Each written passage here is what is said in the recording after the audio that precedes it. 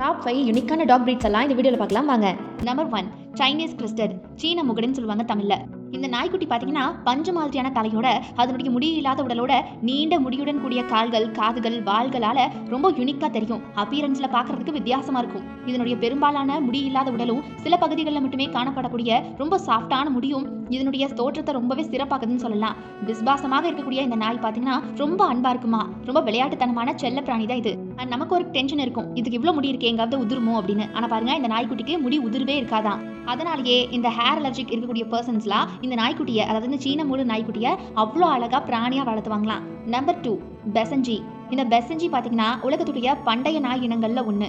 பெரும்பாலும் பார்த்தீங்கன்னா இந்த நாய்க்குட்டி சத்தமே இடாது அப்படிங்கிறது தான் இம்பார்ட்டன்டான விஷயமே. இந்த நாய்க்குட்டி சத்தமிடாத நாய் அப்படிங்கிற செல்ல பேரோட இருக்கு. சின்ன குட்டை முடி கொண்ட இந்த நாய்கள் பார்த்தீங்கன்னா நிமிர்ந்த காதுகளோட, ரொம்ப இறுக்கமான சுருண்ட வாள்களோட, அழகான கழுத்துகளோட அப்பியரன்ஸ்ல பார்க்கறதுக்கு ரொம்ப அழகா இருக்குமா. இதனுடைய கண்கள் பொதுவாகவே பாதாம் வடிவத்தில் இருக்குமா. அதனாலேயே இது பார்க்கறதுக்கு கொஞ்சம் பியூட்டிஃபுல் லுக்கோட நம்மளை அட்ராக்ட் பண்ணிடும் சட்டுன்னு சொல்றாங்க. இந்த பெசஞ்சி நாய்க்குட்டியை யாருக்கெல்லாம் பிடிக்கும்? Number 3 bulldog. இது எல்லாருக்கும் தெரிஞ்சிருக்கும். தட்டையான முகத்தோட, தசை பிடிப்பு இருக்கக்கூடிய உடல்களோட, சுருண்ட வால் மாதிரியான சிறப்பம்சங்களோட இருக்கும் இந்த நாய்க்குட்டி.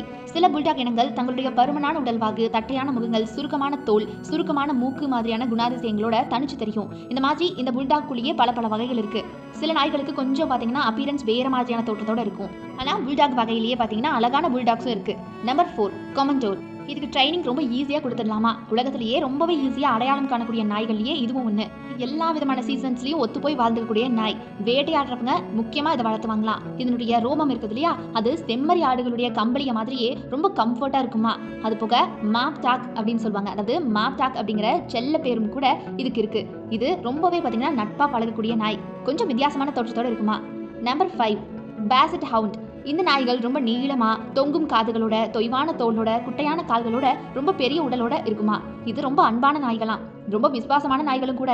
குட்டையான மூக்கு வச்சு தட்டையான முகத்தோடு இருக்கிறதுனால மற்ற நாய்களை போல இதனால ரொம்ப வேகமாலாம் ஓட முடியாதுன்னு சொல்றாங்க.